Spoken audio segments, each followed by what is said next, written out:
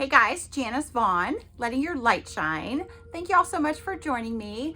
I wanted to do an updated video about some of the red flags that we need to look out for when we are confronting or in a relationship or being approached by or being called by on the phone or introduced by a friend of a narcissist, okay? So it's so good to refresh people, because if you don't watch the videos that I've done, I mean, there's so many others out there that people are, thank goodness, contributing to this horrendous, terrible illness that's taking over our world, to be quite honest with you. It's awful. So I wanted to touch on some of the things that we really need to focus on, okay? Somebody who doesn't dedicate any empathy or give you any reasoning for their bad behavior. For example, if they sit there and go, well, I can't believe you got so pissed off yesterday. Shame on you. You need to grow up a little bit because you're too sensitive. All right, twofold. They're not taking ownership, and they're immediately turning the tables on you to make it look like you're the problem. You probably are sensitive. I'm a super sensitive person. And you know what? I own that. I am proud of my sensitivity. Nobody is going to try and take my sensitivity and throw it under the bus. So own who you are. But see, the thing about it is, narcissists don't like the fact that we have really great qualities. That's why they are attracted to us, okay?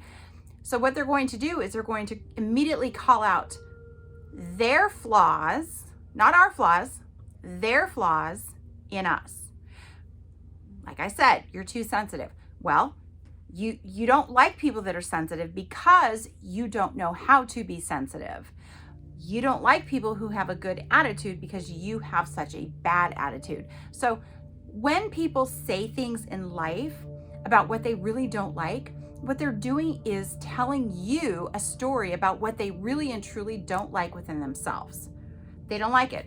They don't like it one bit, because if they did, they would embrace it. Narcissists are envious and jealous of so many things in life. They're envious and jealous of people, careers, what other people have monetarily, what other people have materialistically. And, you know, when I met the narcissist, I've always been a minimalist. Like, I don't need a lot of things. I just don't. I'd rather, you know, experience life and share memories with family and friends and loved ones and travel the world and see new places than to have, you know, 15 Gucci purses.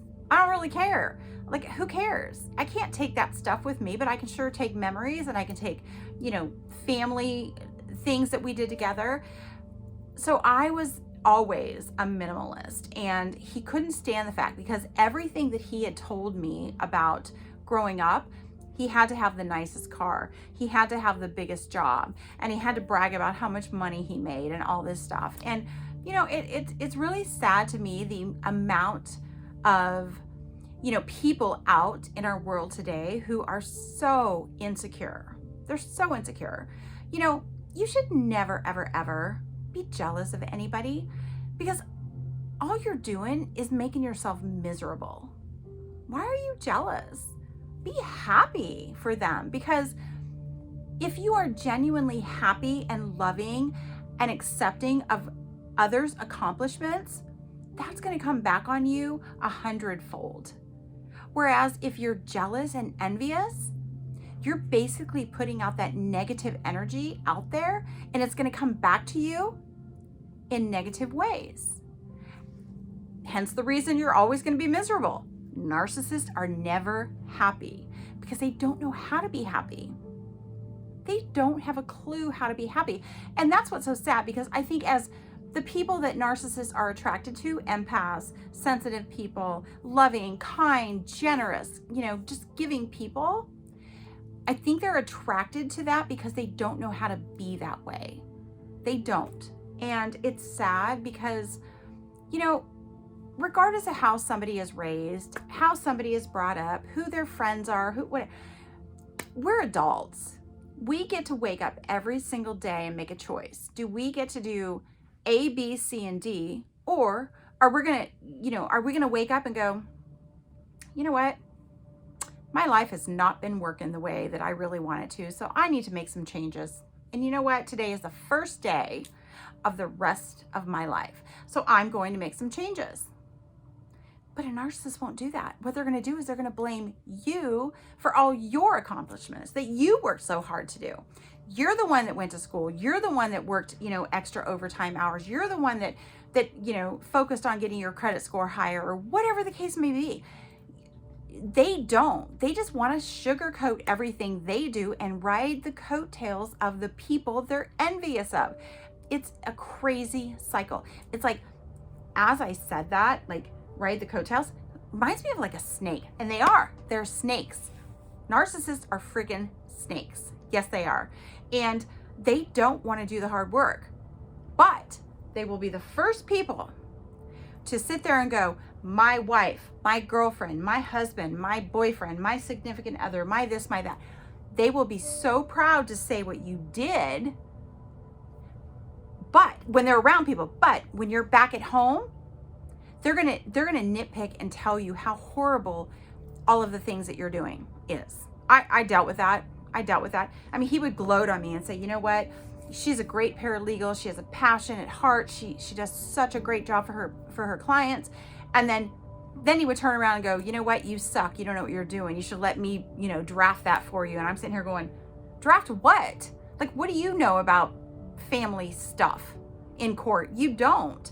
But it was just the manipulation. And so I started second guessing myself on stuff. And I am so grateful that I don't have to do that anymore. It's so liberating to know that I get to make my own choices and I don't have to succumb to any crap that the narcissist throws at me, and the entire year and 4 months that I have been away from this man, I'm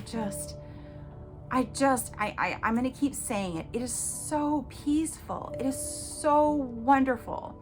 The people that I have in my life are incredible. And you're going to find that you're going to attract more and more people into your life that really support you and love you as you are. They're not going to try and change you. They're not going to call you out on flaws that you have. Because you know what? We all have flaws. Show me a perfect person in this world. I don't think anybody can. There is no perfect people. We all have 80% good, 20% bad, right? It is what it is. We're human. But the narcissist just wants to make it seem like they are just these saints and these angels and these wonderful people who don't have anything wrong with them, when in fact they're the ones with everything wrong with them. But they can't accept it and make changes, so they vomit their crap onto us to diminish us and hopefully make us feel just as low as they do. And that's one thing I was never able to allow him to do to me. Somehow I had some inner strength that I was like, you know what? I will never stoop to your level. You may be able to, manipulate and brainwash and love bomb, but you know what? There is still a tiny bit of my soul that will never allow you to change me and convert me into you, because that is sick and that is wrong, and I won't do that. So just remember, if you can find a little tiny corner of your brain or your heart or your gut that just makes you go to that safe spot every time you're around the narcissist, do it. That little tiny spot is going to give you strength, okay? And when you have strength, look out, because amazing things start to happen, okay? All right, you guys, love and light to all of you. Mwah. I love you all. Thank you.